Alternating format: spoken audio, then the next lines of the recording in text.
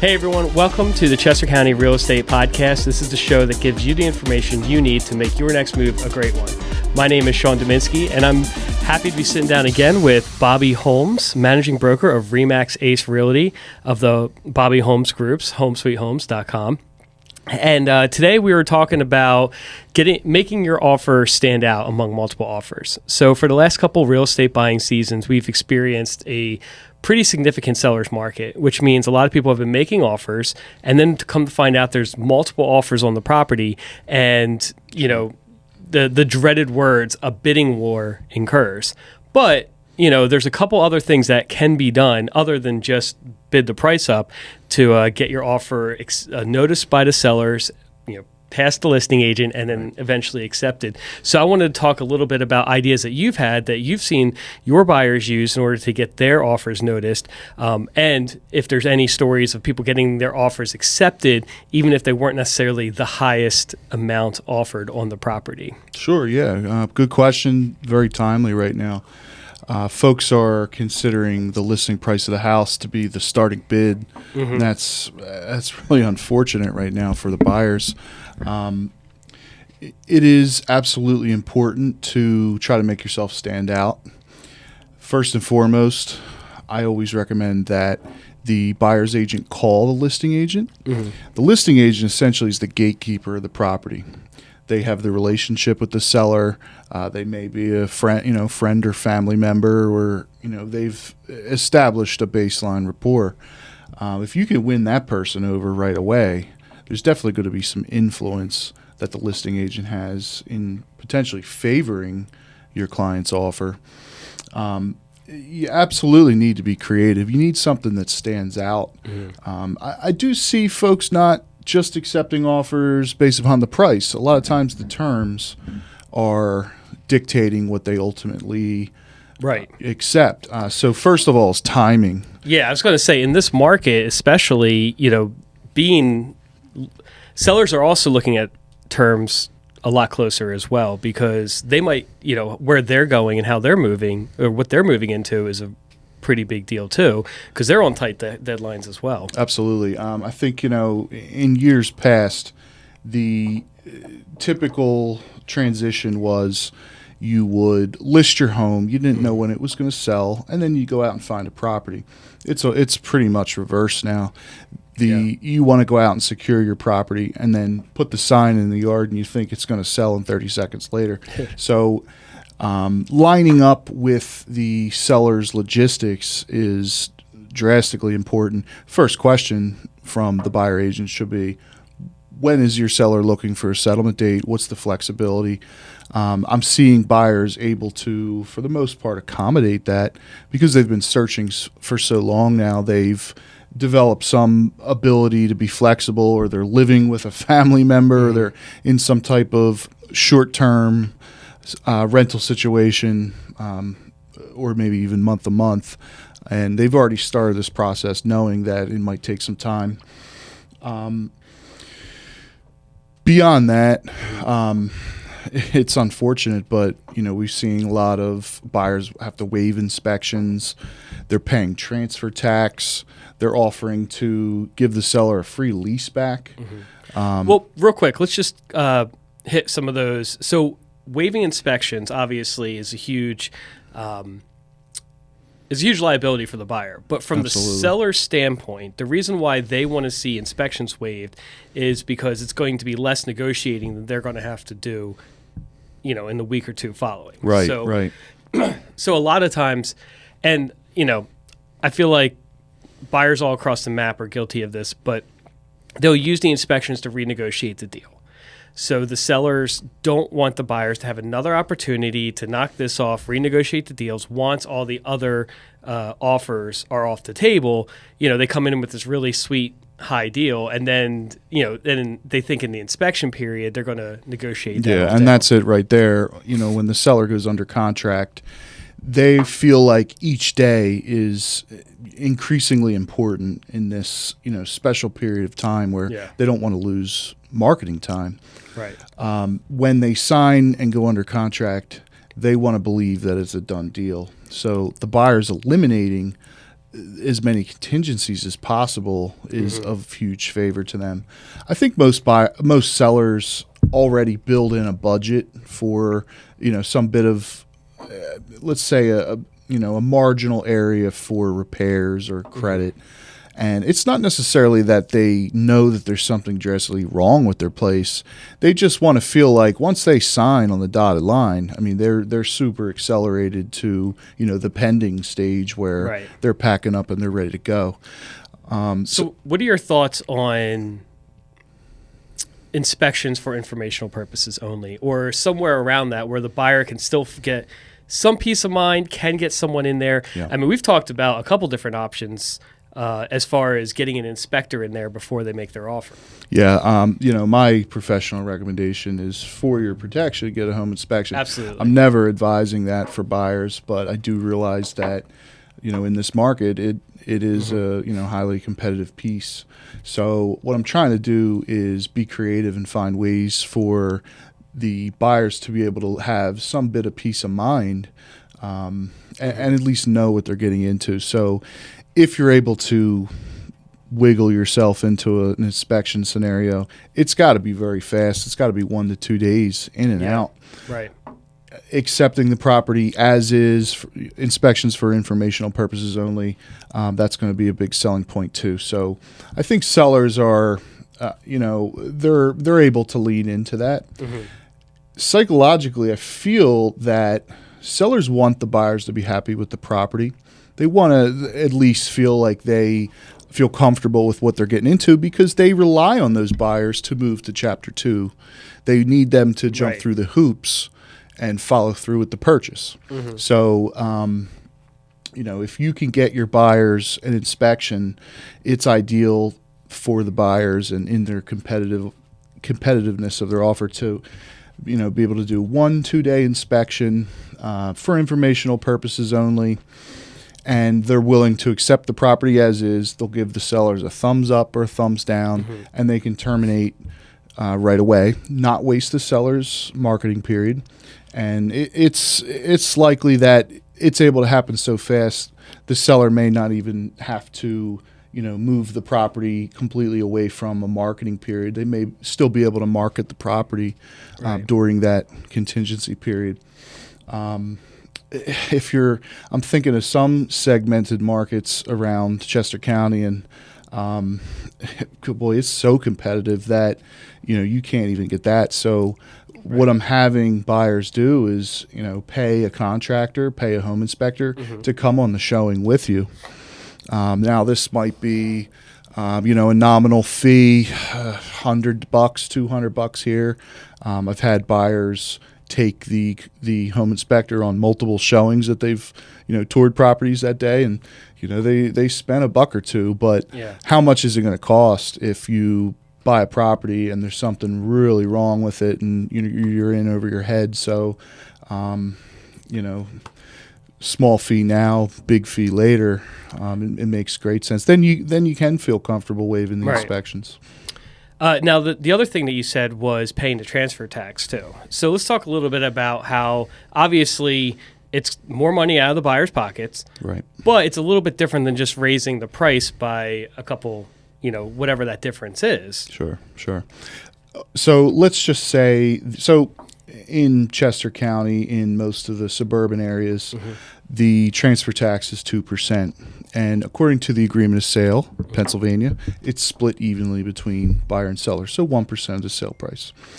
Now, it is a real wow factor, I find, when the sellers open up their offer and, the listing agent says, and they're going to pay your transfer tax. They say, oh, wow. Yeah. Right? They really step back and, they say, oh, wow, this person's serious. Okay. Now, at the end of the day, the buyer's paying transfer tax comes out of their pocket up front. Okay. So more money they need to bring to the table. Sure, they can just raise the sale price on the back end and essentially mortgage that property. They're paying interest on that over 30 years, but just go ahead and throw that on the loan. Right. It all translates into the same net amount for the sellers. However, like I said, you come out of pocket now Right. for it, it's really helping you stand Well, also out. that's a little bit less that it has to appraise for too. That's right.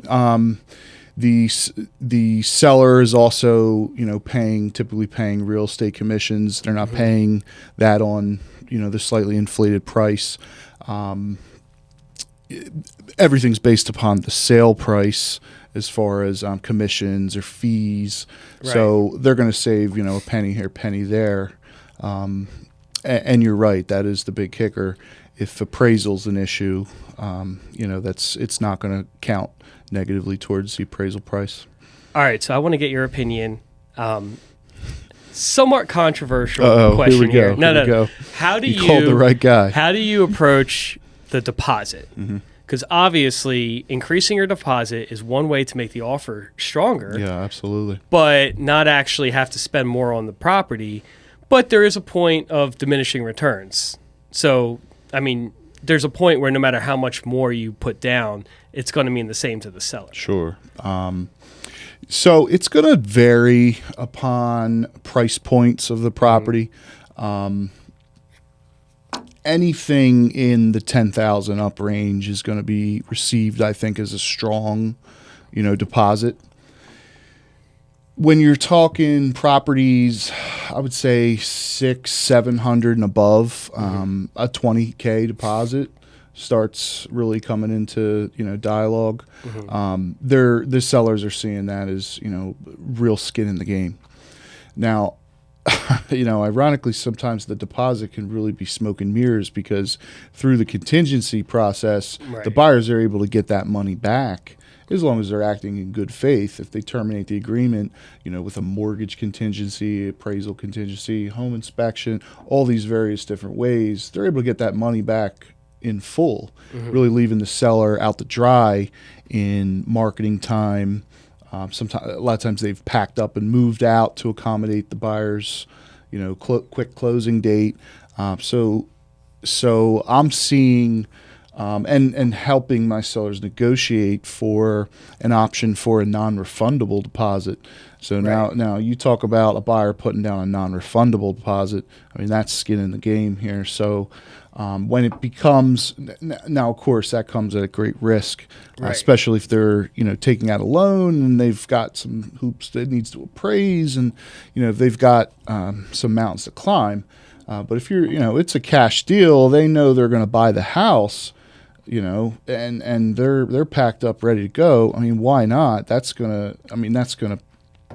speak to the sellers. Is there a form for non-refundable deposit, or do you just have to kind of add that in? Well, I mean, I'm sure there's probably a form that I'm not aware of for just about every scenario. Right. What I'm doing is right on page 2 of the agreement of sale in Pennsylvania, where it highlights the deposit. There's 3 lines for basically your options. So on line 3, you can kind of freelance write in, a special term for the deposit. Maybe it's this deposit's due X amount of days after something happens, or so right there I'll put $10,000 deposit is non-refundable. Right. You could also write that into the special terms.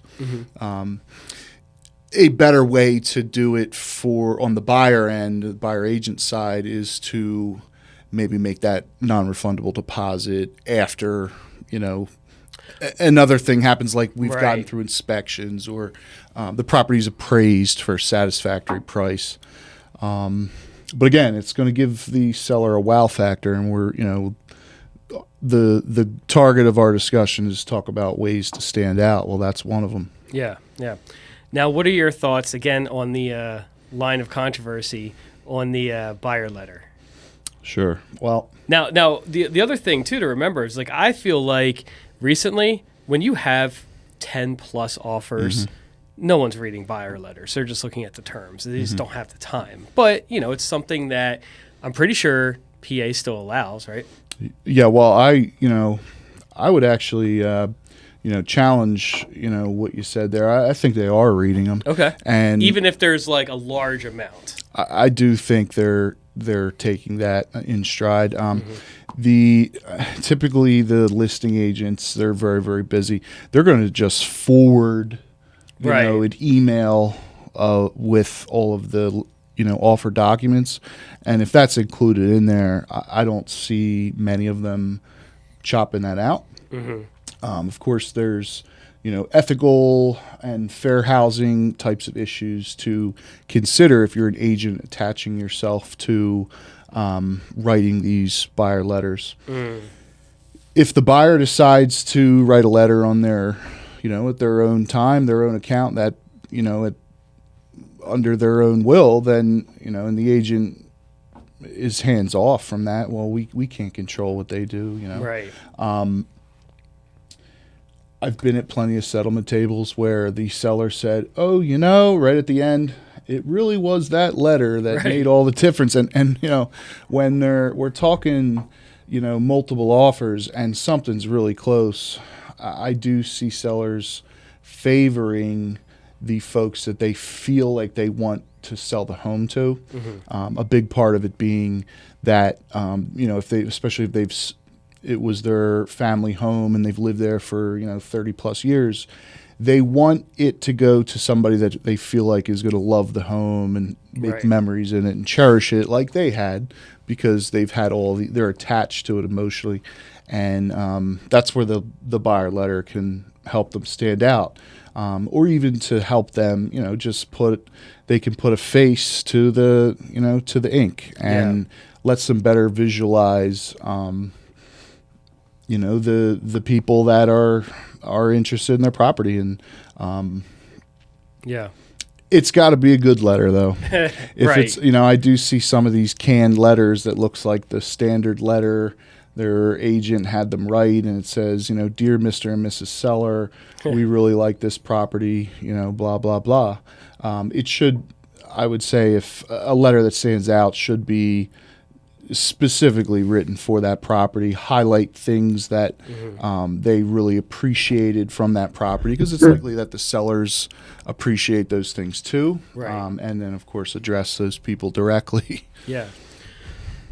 So I'm going through like the things. So I like to go back. I like to go through the things that are going to be with the offer when you submit it. So like that's kind of like the limits that you have to make your offer stand out. So you have the offer, the deposit, a letter.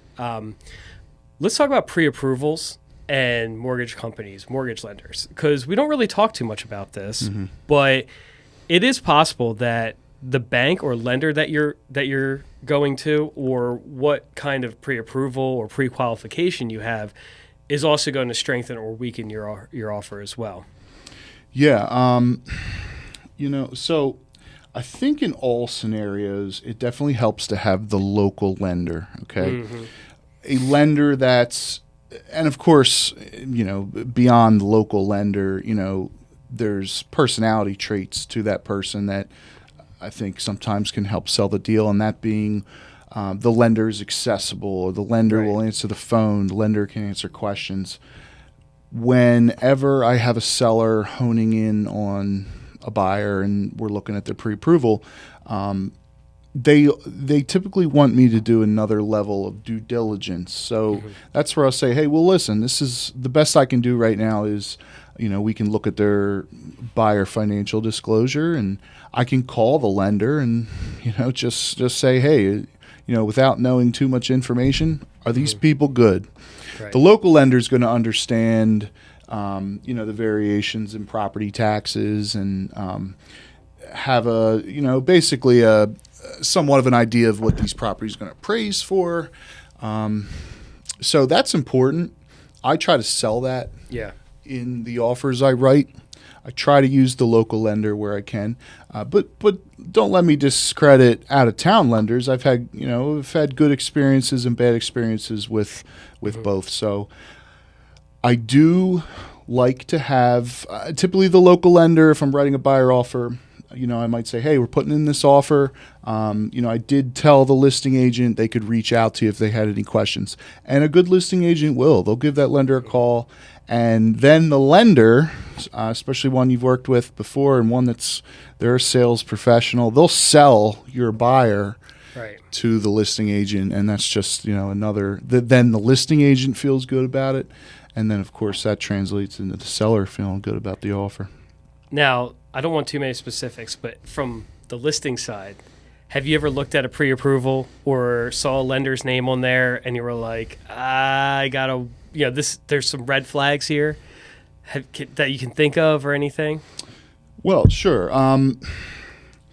So a lot of the pre-approvals I'm seeing recently will say specific points in the approval process that it'll say, credit verified check, income verified check, because really you can go online and just fill out an application and, maybe you don't really have a clear picture of and you just estimate your finances, or you don't really know what your credit score is and you just say, hey, here's my credit score.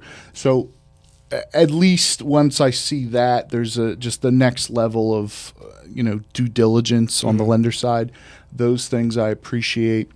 Also, when the pre-approval is specifically addressed for that property.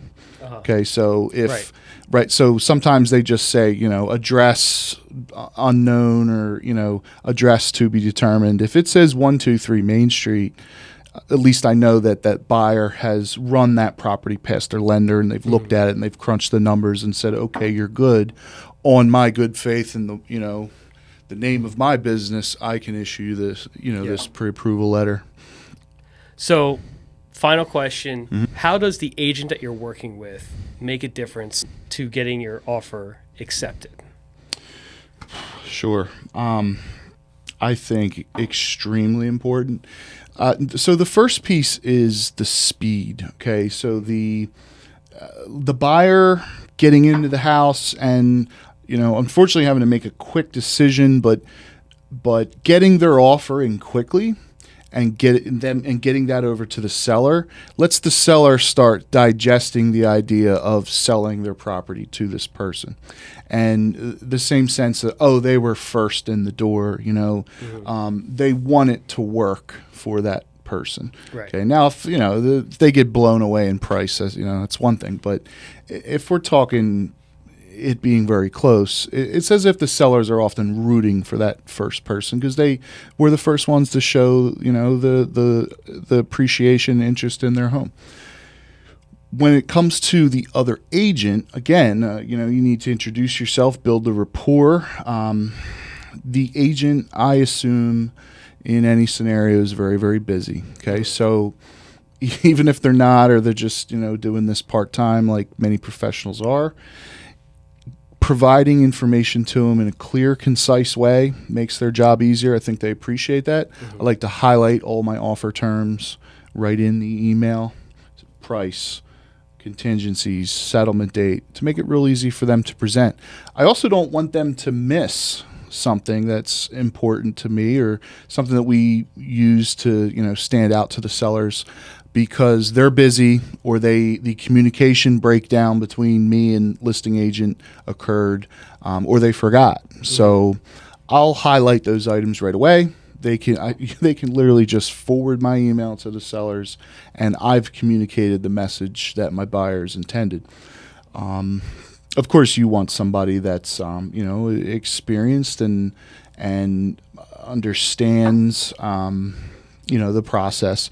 Ultimately, if I had 10 agents lined up here, and I were to choose one, I would want the one that would at least just ethically present my offer in the best light that it can be.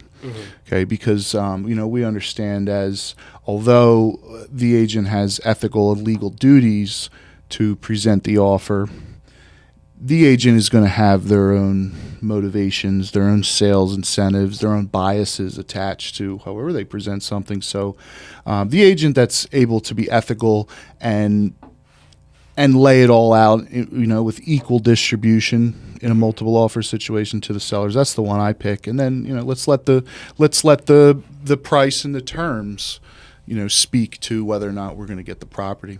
Awesome. Cool. All right, man. How can people get a hold of you? Sure. Well, I'm here 3 days a week in the RE/MAX Ace Realty office. That's 484-712-0009. 3 other days a week, I'm on the road. Yeah, we're located right here in Downingtown. Right here in Downingtown, and in right near the Acme in Thorndale, right on Lincoln Highway.